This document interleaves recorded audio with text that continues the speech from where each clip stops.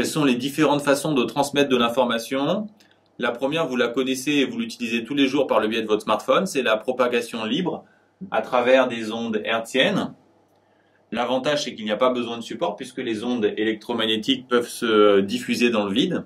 Les inconvénients, c'est qu'elles sont sensibles justement aux ondes électromagnétiques et qu'il y a aujourd'hui saturation des bandes de fréquences.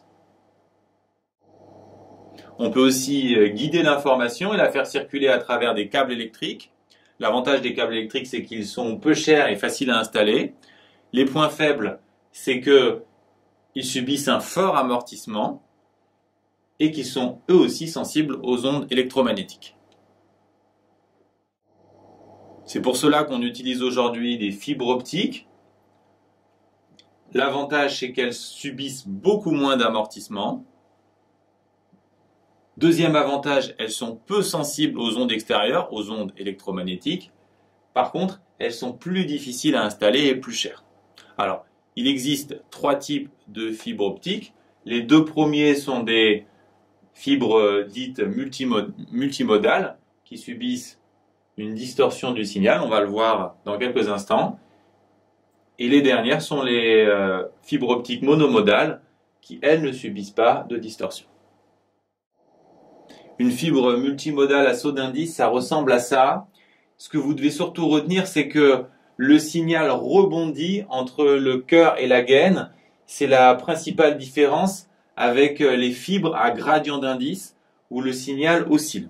Alors ce qui est très important à voir, c'est que en fonction de l'angle d'entrée du signal, il va être plus ou moins dévié et mettre plus ou moins de temps à circuler, ce qui explique la distorsion du signal qu'on retrouve aussi bien pour les fibres à saut d'indice que pour les fibres à gradient d'indice. Par contre, les fibres monomodales évitent cet inconvénient parce que le signal circule au centre de la fibre. Les fibres monomodales qui sont très efficaces mais chères et difficiles à installer se trouvent surtout dans les fonds sous-marins. Les fibres multimodales à gradient d'indice, elles, sont utilisées sur de courtes distances, tandis que les fibres multimodales à saut d'indice ne sont plus du tout utilisées. Alors on peut se demander pourquoi on vous les présente. On vous présente les fibres multimodales à saut d'indice tout simplement pour vous permettre de résoudre un exercice type qui est lié à un nouveau problème de ce type de fibre. On a dit qu'elles distordaient le signal, mais pire, parfois elles peuvent le perdre. En fait, si l'angle d'incidence ici est trop faible, le rayon ne sera pas réfléchi comme ici, mais carrément réfracté, c'est-à-dire qu'il va être perdu. Pour comprendre ça, il faut se souvenir des lois de réfraction, c'est-à-dire de la loi de Schnell-Descartes. Ce que nous dit la loi de Schnell-Descartes, c'est que quand un rayon arrive d'un milieu d'indice N1 avec un angle d'incidence I1 par rapport à la perpendiculaire, il sort dans un milieu d'indice N2 avec un angle I2, en respectant cette formule. Dans le cas de nos fibres optiques, on aura toujours N2 plus petit que N1, ce qui implique que, puisque N2 plus petit que N1, pour compenser, on aura toujours sinus I2 plus grand que sinus I1, et si vous vous souvenez que le sinus est une fonction croissante, on aura toujours I2 plus grand que I1. Puisqu'on aura toujours I2 plus grand que I1, si on augmente I1, I2 vaudra 90 avant I1. Autrement dit, on doit s'intéresser à un cas limite qui est celui-ci, le cas où I2 fait 90 et on a ce I1 limite ici. Pourquoi? Parce que quand I1 sera plus grand, on aura tout simplement réflexion. Bon, très concrètement, dans les exercices, ce qu'on vous demande, c'est de calculer ce I1 limite. Et c'est très simple puisqu'il faut simplement avoir compris que I2 dans ce cas-là fait 90 degrés. On applique la loi de Schnell-Descartes. Sinus 90, rappelez-vous, ça fait 1. Et donc on en déduit que sinus I1 limite, c'est N2 sur N1, tout simplement. Donc ce qu'il faut retenir ici, c'est que quand I1 est plus petit que cet angle limite, on a réfraction. Quand I1 est plus grand que cet angle limite, on a réflexion et les rayons sont bien transmis. Et pour trouver l'angle limite. Souvenez-vous bien que I2 doit faire 90 degrés. Pour comparer la qualité des câbles et fibres optiques, on utilise l'atténuation qui vaut 10 log de la puissance d'entrée divisée par la puissance de sortie et qui donne un résultat en décibels. Prenons un exemple. Supposons que la puissance d'entrée soit de 1000 watts et qu'on en ait perdu 90% pour tomber à une puissance de 100 watts. Si on fait l'application numérique, on aura ici PE sur PS qui fera 10. Log de 10, c'est 1. Et donc 10 fois 1, ça fera 10 décibels. On peut tester ce qui se passe si on passe de 1000 watts à 10 watts, c'est-à-dire si on divise par 100 la puissance. On aura ici PE sur PS qui fera 100. Log de 100, c'est 2. 10 fois 2, ça fait 20 décibels.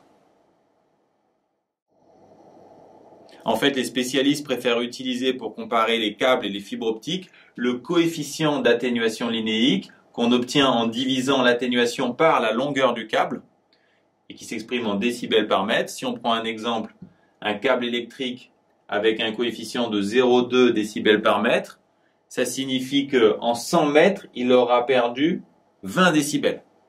Autrement dit, on l'a vu, 20 décibels, c'est une puissance divisée par 100, c'est catastrophique.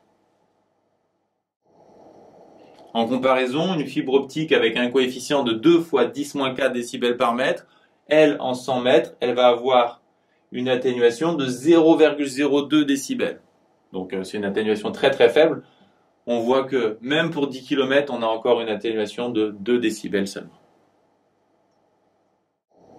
Dernière grandeur à avoir en tête quand vous étudiez la transmission de l'information, le débit qu'on a déjà croisé, c'est tout simplement le nombre d'informations par seconde qui s'exprime en bits par seconde. Bien entendu, l'information n'est pas toujours transmise, elle peut aussi être stockée sur des supports comme le CD, le DVD ou le Blu-ray. Vous devez savoir que les informations sont alors enregistrées sous forme de creux et de bosses qui codent les 0 et les 1 de l'information numérique.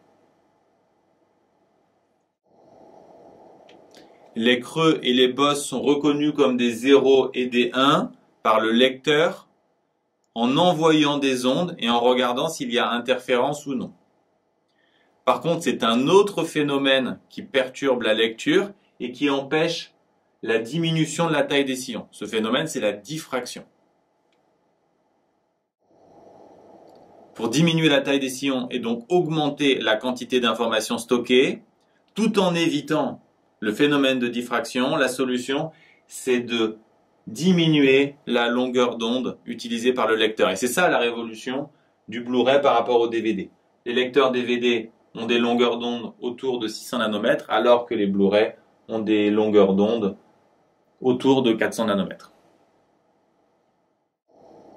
Tous ces éléments sur le stockage d'informations seront expliqués en détail avec vos connaissances sur les ondes de début d'année dans l'exercice suivant.